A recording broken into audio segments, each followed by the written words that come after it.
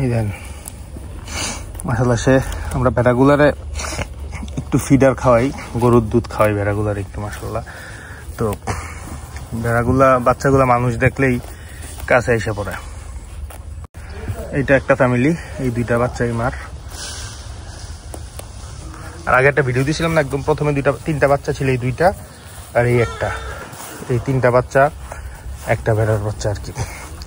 তো ওরা ফুল ব্যাটালিয়ান ভেড়ার।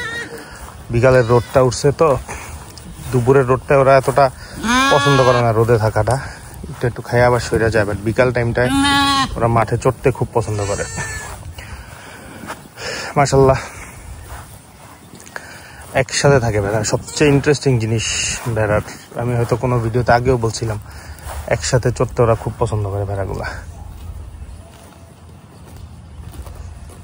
একবারে একসাথে এক ইয়েতে খায়, এক যেদিক দিয়ে ঢুকবে একসাথে ঢুকবে। দেন ওরা যখন খায় একটা আওয়াজ হয় ঘাসের, একদম মাটি দিয়ে ঘাস উঠে ফেলে ওরা।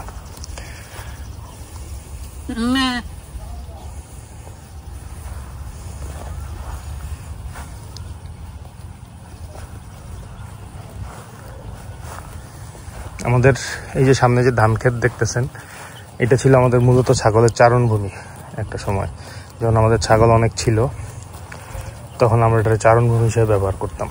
তো পুরাটা ইয়ের মধ্যে ছাগল ভেড়া বিছানো থাকতো, প্রায় 100-র মতো ছিল ওই সময়, 92-93টার মতো ছাগল ভেড়া ছিল। তো ওই সময় দেখতে মানে বিকাল টাইমটা এত ভালো লাগতো। আমরা এই জায়গাটায় দাঁড়াইতাম সাধারণত, এখানে দাঁড়ায় ওই ভেড়াগুলোর খাওয়া দেখতাম। সব যারাই আসছে বা যারাই দেখছে এই জিনিসটা খুব এনজয় করছে, যে ওরা একসাথে এতগুলা ছাগল ভেড়া চড়তেছে। ইন জেনারেল খামারগুলোয় কি হয়, খামারের সামনে তো আসলে এত বড় চারণভূমি থাকে না সাধারণত, যারা ছাগল ভেড়া পালে বা মোস্টলি সবাই দেখা যায় যে ঘরেই খাওয়া দিয়ে পালে। বাট আমরা তো এই জিনিসটা কখনো করি নাই, মানে আমরা সবসময় এই জিনিসটা ওপেন রাখছি। তো ওরা এই দিক দিয়ে বের হইতো, এই ঘর থেকে বের হইয়া ওরা নেমে যেতে হচ্ছে আপনার একদম সোজা চারণভূমিতে। তখন ওরা একদম বিস্তীর্ণ জায়গা নিয়েই ঘুরতো, এই যে এই সামনে এগুলাতে চলে যেত, ওই সাইডটায় চলে যেত। তো ওই সময় ব্যাপারটা ছিল ডিফারেন্ট। এখন যেহেতু আমরা পরিমাণ কমাই ফেলাইছি, আমাদের বাচ্চা সহ 20টা ভেড়া আছে সর্বমোট, 12টা বড় ভেড়া আর নতুন বাচ্চাগুলো 8টা মাশাআল্লাহ। তো এখন আর এতটা জায়গার দরকার নেই, যার কারণে আমরা এই যে নেটিং করছি এখানে বেড়া দিয়ে, এখানটার মধ্যে আমরা যে কয়েকটা থাকে আর কি। মাশাআল্লাহ এই যে ধান ভালো ফলন হয়েছে এবার। এই সাইডটায় এগুলো আরো 5-7 দিন লাগবে প্রপারলি হইতে, বাট আমাদের ওই সাইডে যে ধানগুলো এগুলো একদম পরিপূর্ণ হয়ে গেছে। তো এই সাইডের গুলো কিছু কিছু জায়গায় এখন একটু পাকা বাকি আছে, বাট মাশাআল্লাহ ভালো ধান হয়েছে। বৃষ্টিতে জায়গায় জায়গায় পড়ে গেছে ধান, বাট তারপরেও আশা করি ভালো ধান ইনশাল্লাহ হবে। তো এই আর কি, ভেড়াগুলা 4টা ভেড়া এখন পর্যন্ত বাচ্চা দিছে। আমার মনে হয় আরো 3টা ভেড়া খুব রিসেন্ট, খুব 2-3 দিন বা 5 দিন 7 দিনের মধ্যে হয়তো আরো 2-3টা ভেড়া বাচ্চা দিবে। তার মধ্যে এইটা একটা আছে, এই ভেড়াটা, এইটা বাচ্চা দিয়ে দিবে মনে হচ্ছে আমার কাছে। আর এইদিকে নাই, আরো 2টা ভেড়া মনে হয় সেটা আছে, ওইগুলো মনে একটা 2টা ভেড়া আরো বাচ্চা দিবে। তো 4টা ভেড়ার মধ্যে আমাদের 12টা বড় ভেড়ার মধ্যে 3টা হচ্ছে মেল। তো 9টার মধ্যে 4টা বাচ্চা দিছে, আর 2টা বাচ্চা আছে, আরো 2টা বাকি আছে। এইটাও একটা আছে, এটাও হয়তো টাইম হয়ে গেছে। এগুলো একসাথেরই সবগুলো, তো 20-25 দিন 30 দিন যে বাচ্চাগুলো যেভাবে দেয় ওই সিকোয়েন্সে এগুলো আগায় পিছায় আর কি সময়টা। এই দেন এত জায়গা চতুর্দিকে, মুরগিটার 2টা না 3টা বাচ্চা এগুলো বেড়ার বাইরে চলে গেছে। মাটা তো যেতে পারে না, মাটা বেরোর উপায় নেই। এত কিছু, এত খাওয়া দাওয়া, কিন্তু ওরা বাইরে যাবে, এই একটা সমস্যা। ছাগল মুরগি এই প্রাণীগুলার এটা হলো একটা সমস্যা, নিজের জায়গার মধ্যে থাকে না। হাঁসরে আপনি যতই গুতান যতই ধাক্কান, ওরা কখনো নিজের জায়গার বাইরে যায় না। কিন্তু এই মুরগি, তারপরে হচ্ছে ছাগল, এই প্রাণীগুলো হচ্ছে প্রবলেমেটিক।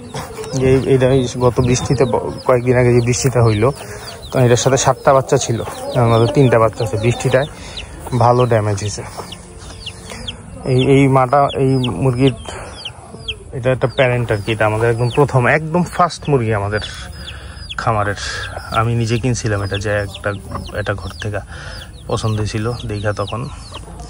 তো তখন কোনো প্ল্যান ছাড়া একটা মুরগি কিনছিলাম আর কি, জাস্ট একটা মুরগি আর সাথে একটা রাতা কিনছিলাম।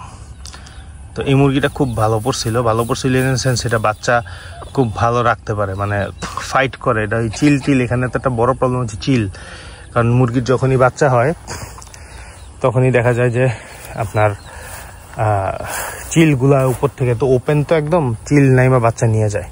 এই মুরগিটা থেকে কখনো চিলে বাচ্চা নিতে পারেনি এখন পর্যন্ত, প্রায় 40-50টা বাচ্চা ফুটেছেও, বাট ওর থেকে কখনো চিল বাচ্চা নিতে পারেনি।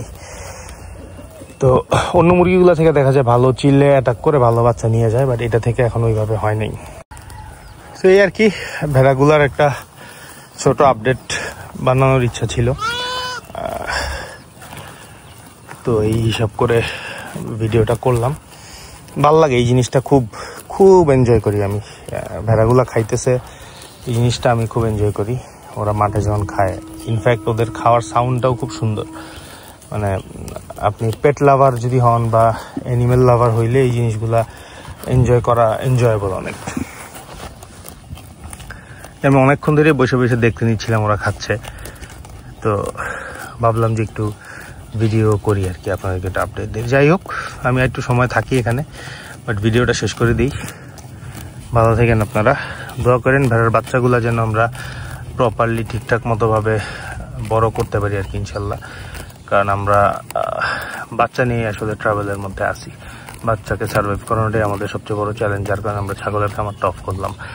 এই একটা ভেড়া দেখেন কত ছোট্ট, এটা কেন এটার কোনো গ্রোথ হয় নাই জানি না, একদম সাইজে ছোট। বাট এটা মাশাল্লাহ বাচ্চা গতবারও একটা বাচ্চা দিছে, এখানেও এটার একটা বাচ্চা আছে কোনো একটা। এই যে এবার নতুন কালো বাচ্চাটা এটা দিছে, এটা একদম নিউ মেম্বার আমাদের। এটা 1 সপ্তাহ বয়স মানে এটা আমি গতবার ভিডিও করে যাওয়ার পরের বাচ্চা এটা। তো একটু একটা ভেড়া একটা সেকেন্ড টাইম বাচ্চা দিয়ে দিছে। এটা হচ্ছে যে আমাদের প্রথম ভেড়াটা, ওর 3টা বাচ্চা, এই যে তিনটা নিয়ে ঘুরতেছে। মাশাল্লাহ শক্ত আছে। এই 3টা বাচ্চাকে আমরা খাওয়ানোর চেষ্টা করি, গরুর দুধ দেওয়ার চেষ্টা করি, আদারওয়াইজ ওগুলারে সার্ভাইভ করানো ডিফিকাল্ট হয়ে যাবে। কারণ 3টা বাচ্চা এট এ টাইম দুধ খেয়ে বাচ্চা, মানে একটা ভেড়া থেকে দুধ খেয়ে বাচ্চাটা কঠিন। বাট অন্য বাচ্চাগুলো মাশাল্লাহ সবগুলোই স্ট্রং আছে, এগুলোরটাও স্ট্রং আছে মাশাল্লাহ। বাট একটা বাচ্চা একটু ছোট স্বাভাবিকভাবেই। আর একটা দেখেন মাশাল্লাহ এই বাচ্চাটা কত বড় হয়ে গেছে। তো ওই যেটা দুধ বেশি পাই সেটাই টাস করে বড় হয়ে যায় আর কি।